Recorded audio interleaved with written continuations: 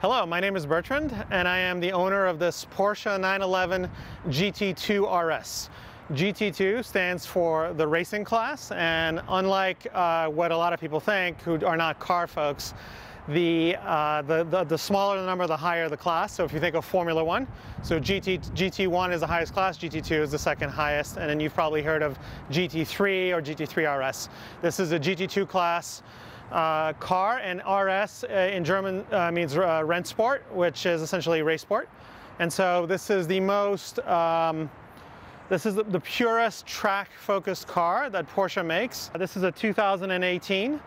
It has roughly 700 horsepower, 690 bhp, 700 horsepower SAE rating, 553 pounds-feet of torque, and only weighs 3,201 pounds with the WISAC package. So this version is a WISAC package car. WISAC is the area of Germany where the GT program for the Porsche cars are engineered and tested and for the most part built. Stuttgart is sort of the hometown of the overall Porsche factory and company. What's distinctive? How can you tell if a GT2RS is WISAC? One way is it has the shape. If you look on the hood, the bare carbon fiber looks like a U shape. And so that is, all of the WISAC cars have that U shape. The non-WISAC cars have a solid hood, which can also be carbon fiber, but doesn't have the U shape and the stripes on the roof. The color of this car is GT Silver. This is the launch edition of the GT2RS. And it is actually the cover car for the Forza Motorsport 7 video game. So if you ever Google that or look that up, it's exactly this car. The only difference is the marker lights on that cover car picture are clear, as is the case with the European car. This is an American car, and it comes with the amber marker lights. In terms of what makes this car special, why do people get so excited about it? Certainly, why do I get so excited about it? It currently holds, so as it sits today, it can do the Nürburgring in under 7 minutes with 0 modifications. With the MR package, the Manthey Racing package, which is a partner, it's actually partially owned by Porsche now, a tuning shop in Germany, they don't touch the drivetrain at all. All they do is do a few suspension tweaks, some aero tweaks, put a couple of dive planes here to help increase front aero, and mount a giant wing on the back. That's a lot bigger than this one, actually, believe it or not. And with those modifications and with a Porsche factory trained driver, the car currently holds the Nürburgring Nordschleife record of 6:43, 6 minutes and 43 seconds. It beat the previous record by 4.7 seconds, which if you are at all a motorsport fan, 4.5 seconds might as well be an hour in racing. So essentially this is the quickest factory stock track car that you can buy today. There are a couple other options from McLaren, for example, with the Senna and the 765 LT that are very quick around tracks. This has the Nürburgring record. It has a Road Atlanta record. It's set records in a number of different tracks throughout the United States and elsewhere in the world.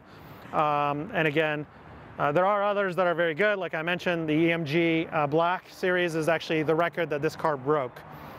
And this car actually had the record. The AMG Black Series beat it, and then Porsche came back and said, we can't let that stand, so let's have another go at it, and this is the one that currently has the record. In terms of other features of the car, what makes these cars unique? There are a lot of fast cars out there. There are a lot of powerful cars out there. There are way less light, fast, high downforce cars that are street legal. So what makes this car exceptional is the combination of those three things: power, low weight, and high downforce, combined with great tires, brakes, suspension, meaning that the car has a performance envelope that is far superior to a lot of other cars, including very fast, very powerful cars. So you have the traction on the tire patches that you would in terms of the weight of a BMW M5, in terms of the amount of pressure that's on the ground, but the car only weighs 3,200 pounds. And where you really see a difference is in handling at speed, so in a high-speed corner or high-speed turn, and braking.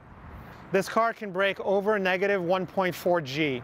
at speed, because the downforce essentially creates, a lot of cars even without downforce can do 1.2 G, street cars, with good brakes and good weight shift management, etc. But with this downforce at those high speeds, you have that extra pressure on the ground, creates extra traction, and the brakes can definitely handle, scrubbing off the speed. It's all a question of how much tire patch can handle. And so again, with these cars, you're able to brake very hard at high speeds. So they're incredibly safe. Not that you ever want to drive really fast around anyone, but if you are at a high speed on a track, for example, and you need to brake hard for a corner, these cars have phenomenal braking. And actually, that is, I would say, the biggest highlight of this car is just the tremendous braking and handling. And as we'll see later on in the video, when we go look at the sort of the business side of this car, the underneath, on the lift, the suspension is all race type linkages, ball joints, highly configurable for alignment for tracks, as well as highly connected to the road because there are no rubber bushings. So if you think it's just metal and metal ball joints, so the steering response, for example, the turn-in when you're at speed is like nothing I have ever driven. I also have a GT2RS. It's amazing against one race class down, as we talked about earlier on. It has great steering, but it's not even close to this one in terms of the feel. And part of that could be it's a 991 generation .1, which is the first wave of the 991 era. The 991.2s on the GT3RS side did have some refinements and are much closer to this, but I've never driven anything that feels like so on rails. So in terms of the the visible features of the car, what you'll notice is a lot of carbon fiber wherever they could use it to reduce weight. The hood is all carbon fiber. The mirrors are carbon fiber. The vents above the wheels on the front end there are carbon fiber. And the roof in this car is carbon fiber. In my GT3RS, it's magnesium, which is a light alloy, a light metal, but still a little heavier than the carbon fiber roof. And then you'll notice other pieces like the air intakes here, and these are actually, as we'll discuss when the car's on the lift, these are the intakes for the intercoolers. You have a high pressure zone when the car's going fast, and then a low pressure zone back here as the car's moving forward, sucks the air out for the intercoolers. In terms of the exhaust, you have a large valved exhaust system, which we'll see later on is in titanium and looks cool with the heat effect from the titanium. But it's also valved, and if you actually take a peek in there, you can see there's like two openings and a valve. You can kind of see that, and if I were to press the button, it would actuate. It also is automatically actuated above a certain RPM. I think it's around 3,500. I'm going off memory there, but when you accelerate hard, the valves just pop open, and all of a sudden the sound gets very different and very cool. In terms of the intake for the engine itself, on this car, they're actually here. And again, you'll notice the carbon fiber bits. All of this is one piece carbon fiber, and the whole wing is carbon fiber. This back window is actually polycarbonate. It's not glass. That's also why you'll notice there's no defroster on this one, because you can't put a wired defroster, or they chose not to. The front windows and the side windows are glass. Kind of continuing the walk around, the wheels are the optional wheels that you can get with the YSAG package. You have to have the YSAG package to get these wheels from the factory initially, and they are magnesium wheels. They were an option initially. I did not, just a little context, I didn't configure the car myself. I actually bought it at a dealership. It had 286 miles on it. So somebody had clearly configured it when they bought it and parked it and not used it much. It's a 2018 and it had 286 miles, so it was basically a brand new car. It had every option I wanted. It was the dream, like the launch edition. This is called the launch edition, the GT Silver, as we talked about, the color scheme. And we'll look at the inside in a minute. It's very red, but it actually looks better in person than on some of the pictures. So I don't know how it'll come out on the video. That'll be interesting. So We'll look at the wheels and the brakes and some of the internal bits a little bit more later on when we're at the lift, so you can see what's underneath. What's interesting from the front here is, and I referenced this later on when we talk about the bolts that hold down the diffuser, the spoiler, sorry. You can see the cables right there. Those steel cables actually hold that piece in place. And you'll probably notice that that is one part that is not carbon fiber. It's relatively cheap looking plastic compared to the rest of the car. And that is because Porsche considers that a consumable and a part that you're likely to have to replace. And unlike some other Italian supercars, for example, that might have a $15,000 part that if you crack or hit a bump, you have a major problem. I think these are, you know, $200-300, something like that to buy. Either way, they're not anywhere near the cost of these carbon fiber splitters, that's what it's called, sorry. That's based on the amount of downforce it generates. This actually, so you've got radiator here, radiator on this side. The intercoolers are in the back, and we'll see that more closely on the lift. And then here you have a central radiator, and then the exhaust for that radiator comes out here. And that helps with the downforce, actually. So the air just blows out here. The only slight annoyance with that is if you wash the car, and I try to obsessively dry it, and then you go for a drive very quickly and it's still wet, you'll get a few, like, I know it works and it's functional, because you get a few drops of water that go whoosh, flying up here onto the windshield that you just clean meticulously. These are NACA ducts, and so they are actually cooling ducts for the front brakes. And we'll see on the lift later on, there are two sets of cooling ducts on the rear brakes. There's one big panel on the front end here. It uses distilled water to inject into the charge, the high pressure charge after the turbocharger on the intake side, and that cools the charge and maintains the ability to generate full power under even heat soak conditions or hot racing conditions. Again, it's all about, can you go fast around a track, and can you do it repeatedly, lap after lap. Some of you may have seen, you know, some electric cars, and I won't name names, go around certain tracks very quickly. And they certainly accelerate really fast. They don't brake as well, except for maybe one or two manufacturers. But what's consistent is they don't have the endurance. They cannot go lap after lap after lap. So if you take this car against any electric car and say, let's do 10 laps of a major track, you know, by lap 5 or 6, you're going to be completely dropping those other vehicles. And so much so that this car is actually faster around the Nürburgring than the very famous Porsche 918. Super hypercar. The Porsche 918 was the very, very high-end Porsche hypercar that came out a few years ago. And the reason it was faster accelerating than this, but the reason this was quicker around the Nürburgring is that the 918 didn't have the battery endurance to continue to provide full power for the full 13 kilometers of the track. I think it's 12.9 actually kilometers, which works out to about maybe 8 miles, but I'm doing the math in my head very quickly. So to all the friends on YouTube, if I'm off a little there, I apologize. But essentially, that's the issue with a lot of cars, is endurance when you're trying to do, especially multiple laps of a track like that. So think track car, endurance, repeatability, and, you know, let's not forget power. This one does have 700 horsepower from the factory. It's completely bone stock.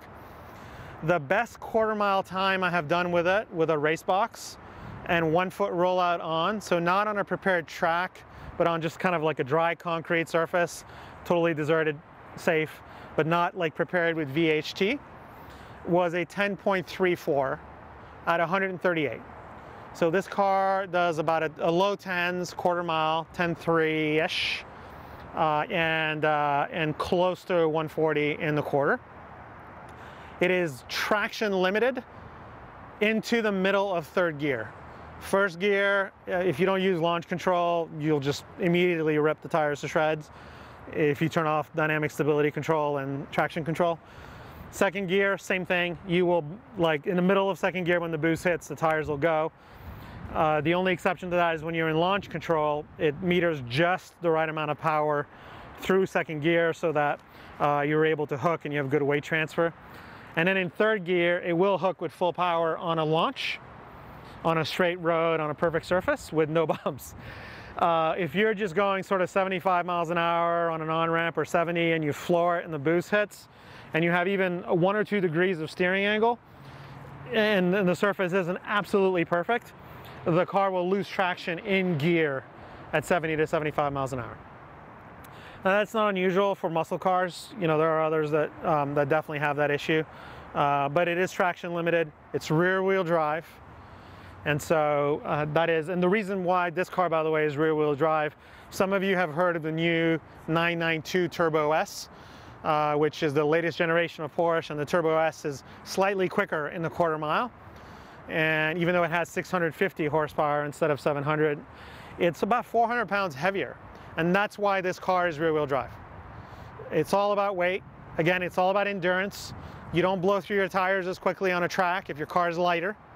And that's one of the reasons why you're not going to see probably a 5,000 pound car ever do well in the Nürburgring. Because you'll be about 2/3 of the way through and your tires will be overheated, starting to become useless, your brakes will struggle. And some cars are amazing, I mean, compared to their weight, but you're not going to get a 643. And somebody will hopefully prove me wrong in 5 years when the next engineering breakthrough happens.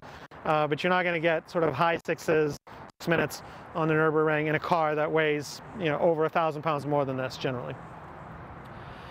So what else do we want to cover? The adjustable downforce, the wing. So we talked a little bit, we're going to show you later on the lift, the underneath, how to increase the downforce on the front end. On the back, if you come over here, you can see there's bolts and there's different positions. You can see them on, I think, on this side better. But it is adjustable. Yeah, the front end, exactly. The rear end is a fixed anchor point, and then you just loosen these 4 bolts and the front end can slide. There's different positions. And so you can increase the angle of attack, and as you increase the angle of attack of the wing, you know, you're going to get more downforce. And the purpose here is exactly, and the operating mechanism, if you'll notice, it's not like a straight wing, it's actually a shaped airfoil. And it also has these end pieces in order to improve airflow. A lot of cooling, you know, when you're at speed, here, through here, down here. I mean, everywhere you look, there's a little bit of, there's an opening, a grate to allow for more cooling. What I can do just for fun is I'll pop the hood, and then you'll see later on why we're actually going to put this car on the lift, so you can actually see the engine. You're not going to see a whole lot when I do pop the hood, because that's all you get from the top. And so the engine is underneath. These are cooling fans that very rarely turn on unless it's a really hot day or the engine has been really moving. These are structural carbon fiber pieces. This is not decoration. These are the intakes, which we talked about from before. This has a kind of unique little holder as opposed to springs. My GT2RS has these spring-loaded pistons. But most of the engine, yeah, everything's underneath, and then here you've got oil fill and water or coolant.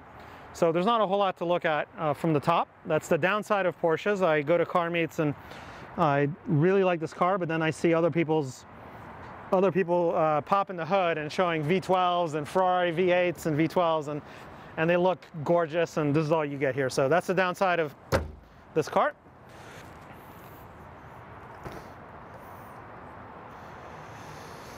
And so there's the interior of the launch edition GT2RS. You'll notice the seats are carbon fiber buckets.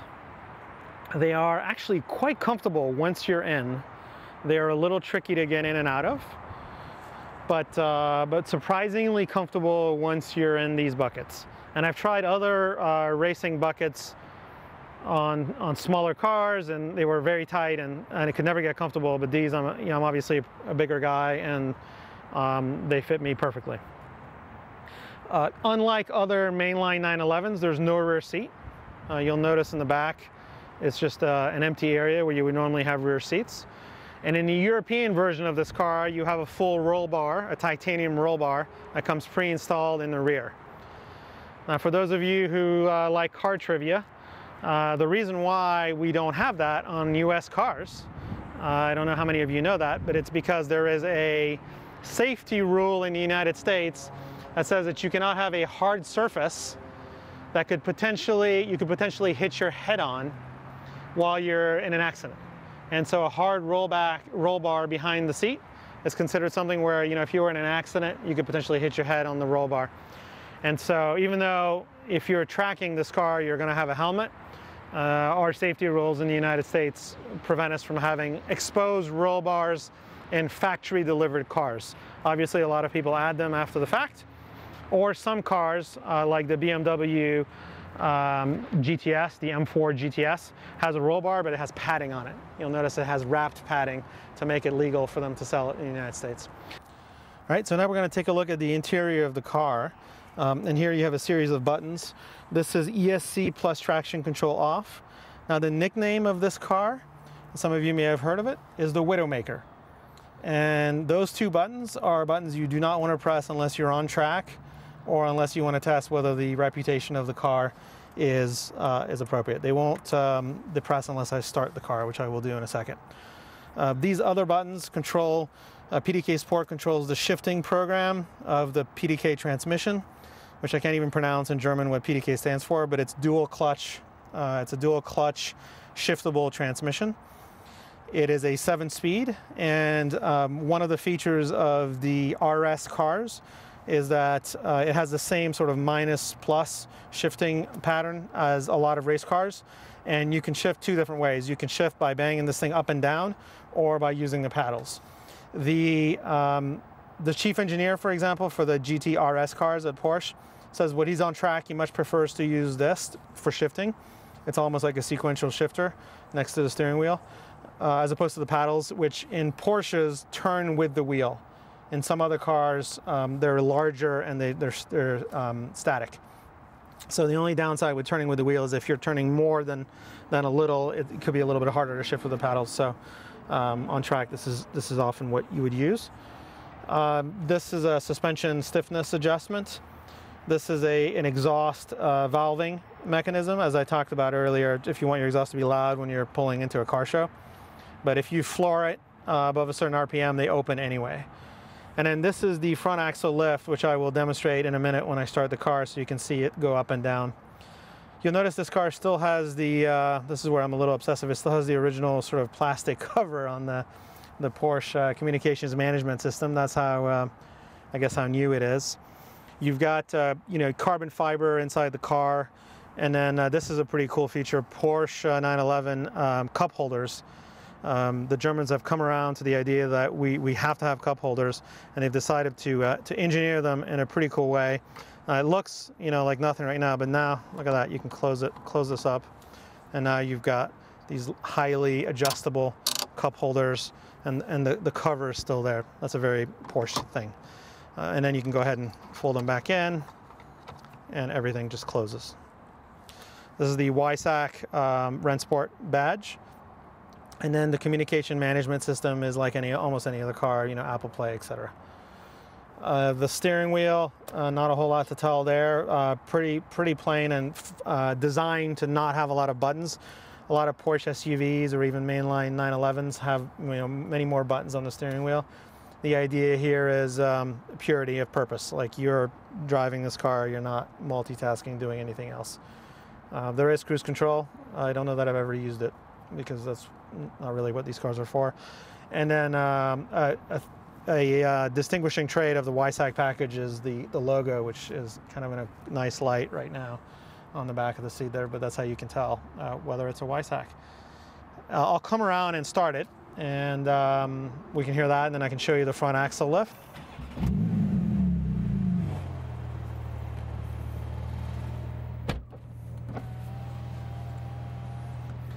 And now I'll demonstrate the front axle lift. So if you look at the front end of the car, you'll see it go up. There you go. Now it's at its high point, and that allows you to, it's not a whole lot of clearance, but it's better than without it. And now I'm gonna go ahead and lower it.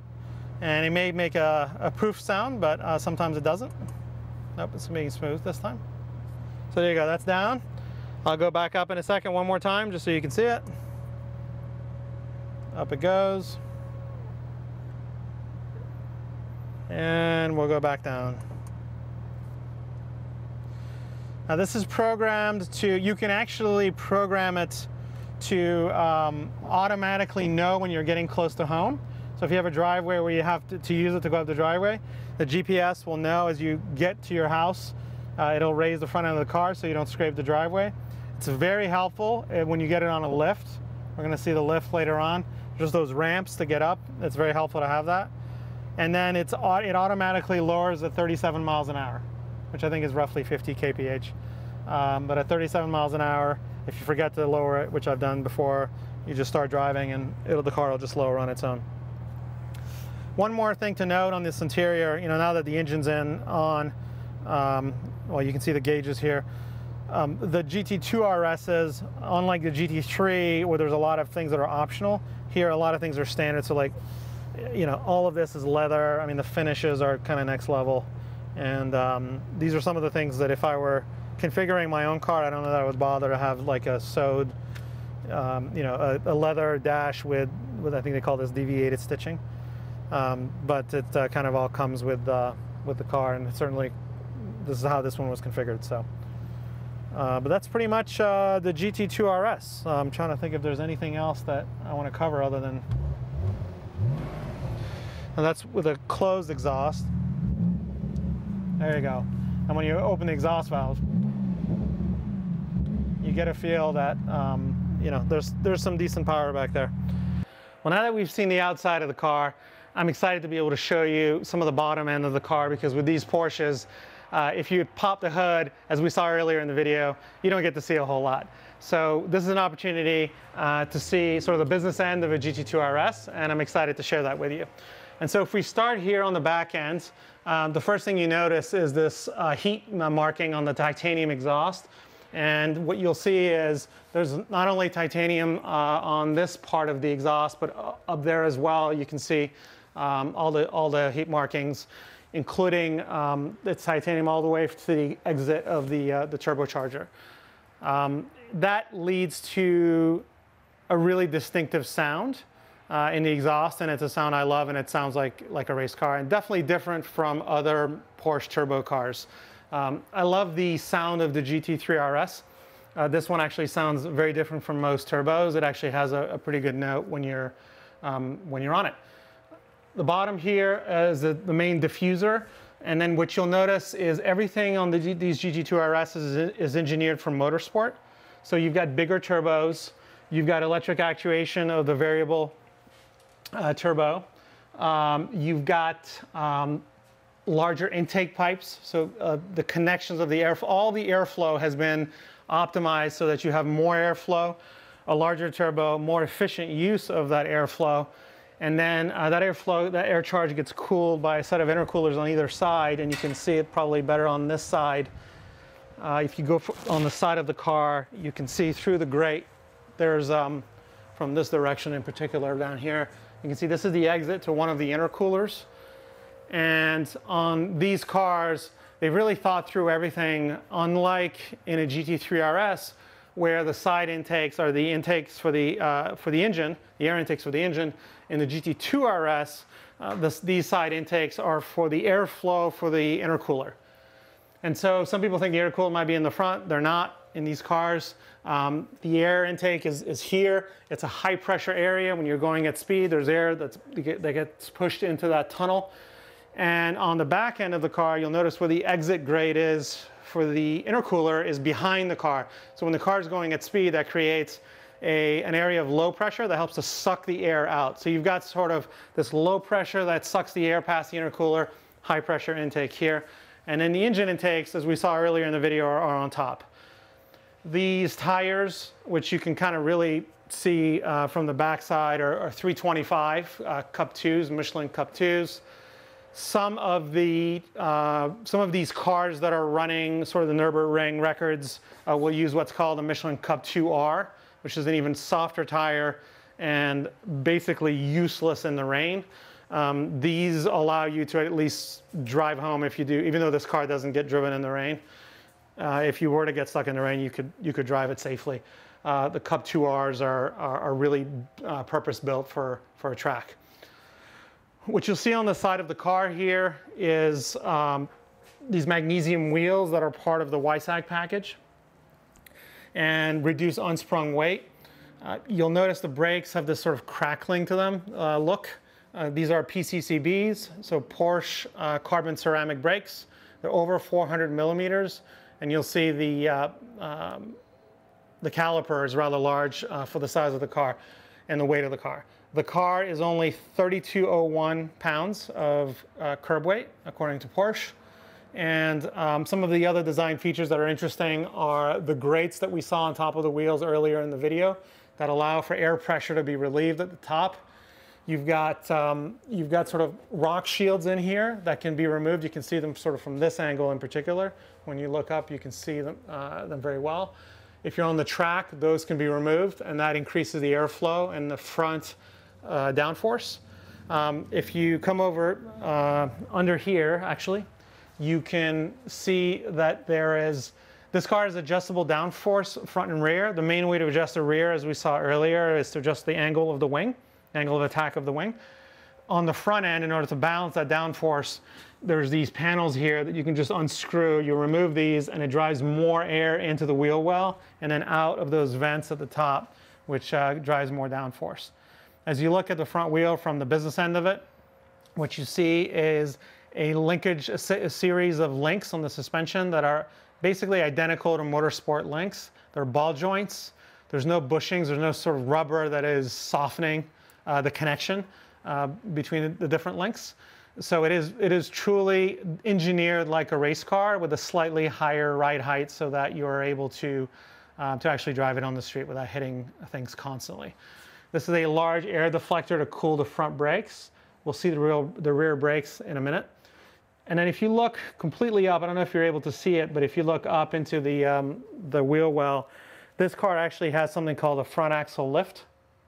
And as we saw earlier in the video, when you press a button, it lifts the front end about 1.8 inches so that you can clear a driveway approach or a speed bump. If you look at the front there, you'll see three very large bolts. They are bolted to steel cables, actually like really solid gauge steel cables that are holding the front diffuser, front spoiler, sorry. And without those cables, the front spoiler could literally just get ripped right off the car. Here you see the other side of the car, and then if you look up here, you'll see a carbon fiber link, a set of linkages to the anti-roll roll bar, and you'll notice there's different mounting points. So many things really adjustable, similar to a race car. You can adjust, and you can get alignments that are better suited to tracks. As you go further back here, what you'll see is more of that same technology, carbon fiber roll bar, connecting here with multiple attachment points possible, multiple cooling ducts. So this is a cooling duct for the actual disc surface for the rear brake, but then you've got another cooling duct in front of it that actually is focused on the caliper. And then you've even got a NACA duct up here that cools the output shaft connection. So, and over here, you've got gaps here that are designed to suck air into this area, and that's those are the headers and the exhaust manifold. And so that helps to keep that a little bit cooler before it hits the turbo and generates power that way. So, one other thing to note here, if you come over here, this is kind of interesting. Unlike a pure race car, so this is very much race car engineering, that little solenoid there, or motor, is the rear wheel steering motor. And so this car has rear wheel steering and is able to, at a very low speed, the wheels turn in the opposite direction of the front wheel, and that shortens the wheelbase. At very high speed, they turn together, and it gives the feeling of a more stable car with a slightly longer wheelbase. That's something that is an option on most 911s, and it's standard on the GT2RS.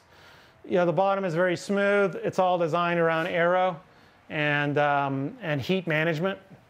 Unlike a mainline 911 or a car that would be designed to go fast but not maybe have the same endurance, everything here has been engineered for motorsport and with motorsport in mind, as well as with heat management in mind and endurance racing. So not only can these cars go and go fast on a track, but they've got all the cooling ducts and vents and, for example, the water injection system that helps to cool the charge. On a cool day, you don't really need it, but they want these cars to be able to run competitively even on a hot day, and so that's where you would use a lot more distilled water if you're on it, aggressively on a track on a warm day. But really everything here has been designed with motorsport in mind, with performance. And what is pretty shocking to me actually is I have a GT3RS as well, and this one actually rides better. That was the surprising thing to me, because when I bought the car, you don't get to usually test drive these things before you buy them. You just usually don't have that opportunity. You have to make a decision on whether or not you do that.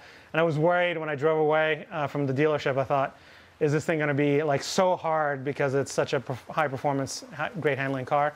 And it's actually a little bit more comfortable. I think I don't know if it's the carbon links or the magnesium wheels or just the way they've engineered the suspension. In order to do really well on a track like the Nürburgring especially, and a lot of tracks, they don't have perfectly smooth surfaces. They've got a lot of undulations, so you need to have actually very good damping.